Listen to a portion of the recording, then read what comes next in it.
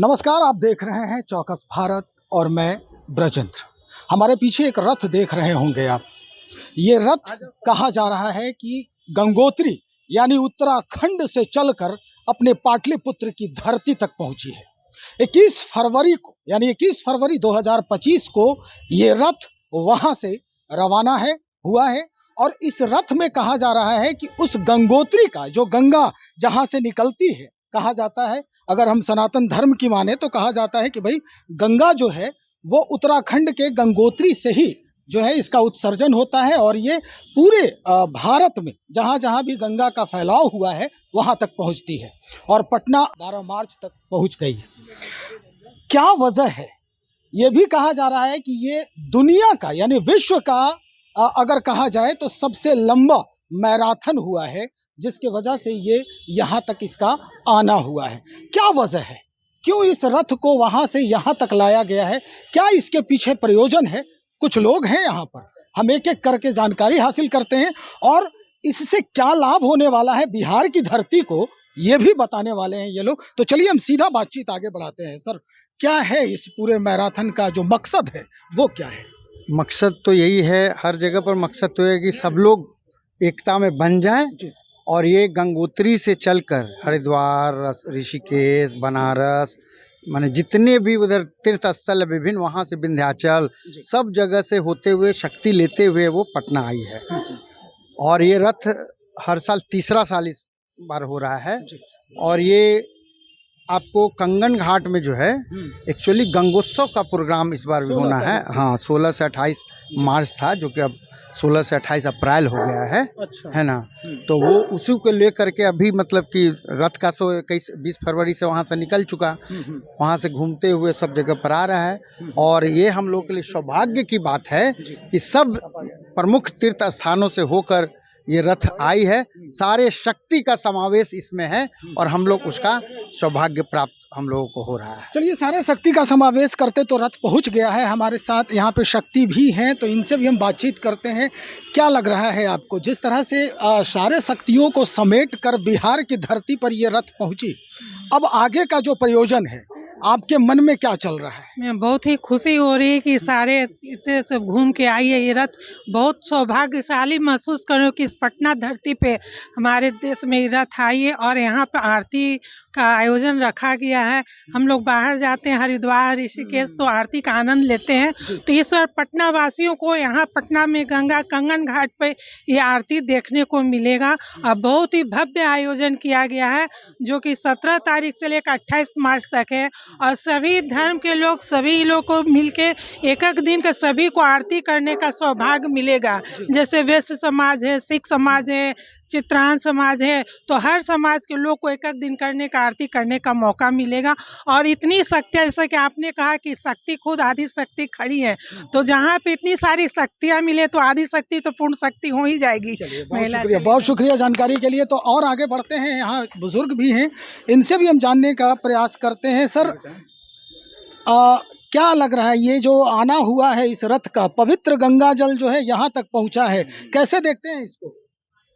इससे अच्छा काम कुछ हो ही नहीं सकता है।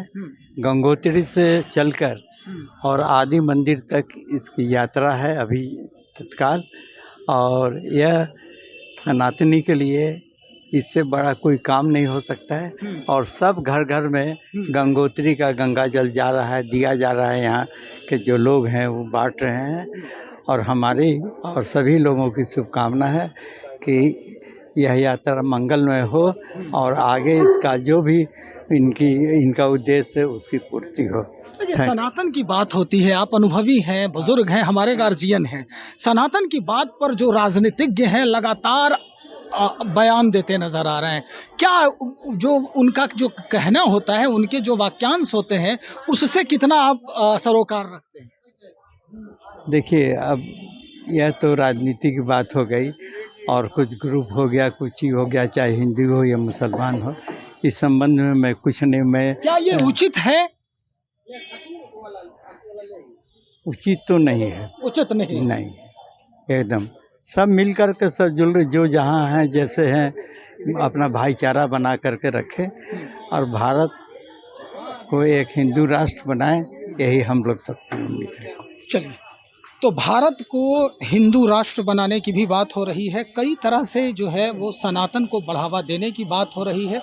जिस तरह का यहाँ पर माहौल बना हुआ है, खुद गंगा जो है यहाँ तक लाई गई है, गंगोत्री की गंगा यहाँ तक लाई गई है, और निश्चित तौर पर ये पाटलिपुत्र की धरती के लिए यानी बिहार की धरती के लिए बड़ा ही सौभाग्य का एक पल कहा जा सकता है, जिसके आशीर्वाद से, जिस गंगा की अनुभूति से हम लोग आगे बढ़ते रहेंगे।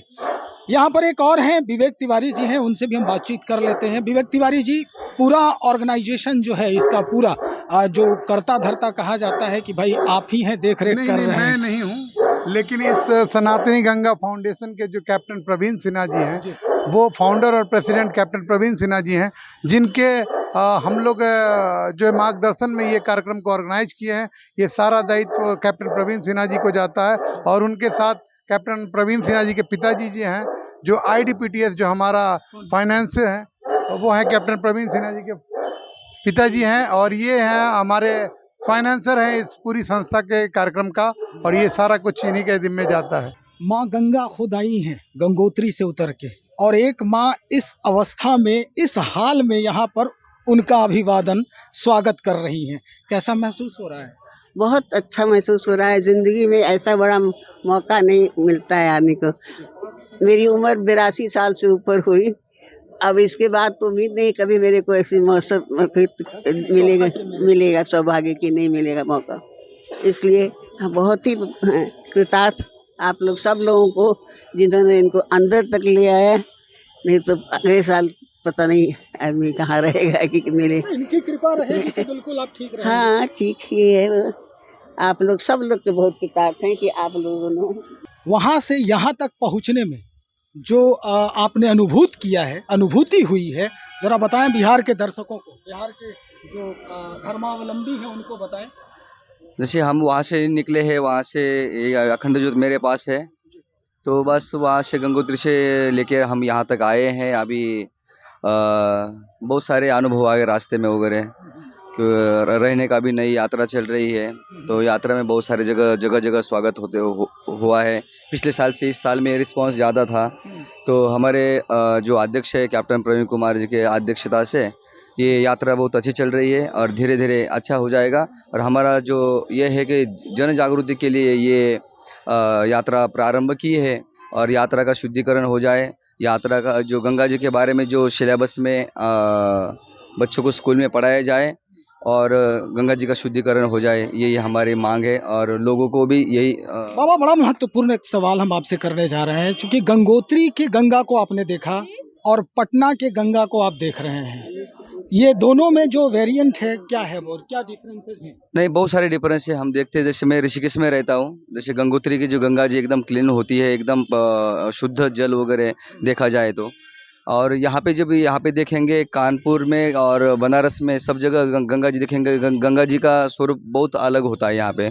तो बहुत सारे स्वरूप बिल्कुल, बहुत सारे रास्ते में जो है, बहुत सारे सिटी है, आपको सबको पता है कि बहुत सारे सिटियों से जो बहुत सारे नाले वगैरह है, वो तो गंगा जी को मिलते जा रहे हैं, तो नाले जैसा ही पानी यहाँ पे देखने के लिए मिलता है।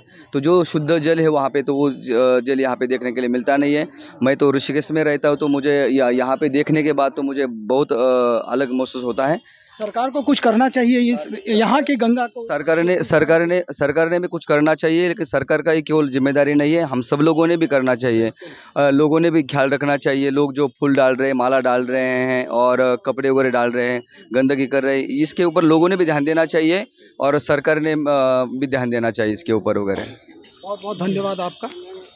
तो आपने सुना कि किस तरह से ये गंगोत्री से लेकर पाटलिपुत्र तक पहुँचने का जो सिलसिला रहा, ये गंगा मैया का, वो कितना मनोरम रहा, और जो स्थिति यहाँ बन रही है वो आप देख ही रहे हैं। आगे की प्रक्रिया शुरू होगी कुछ दिनों के बाद, हम वो भी आपको लगातार दिखाएंगे।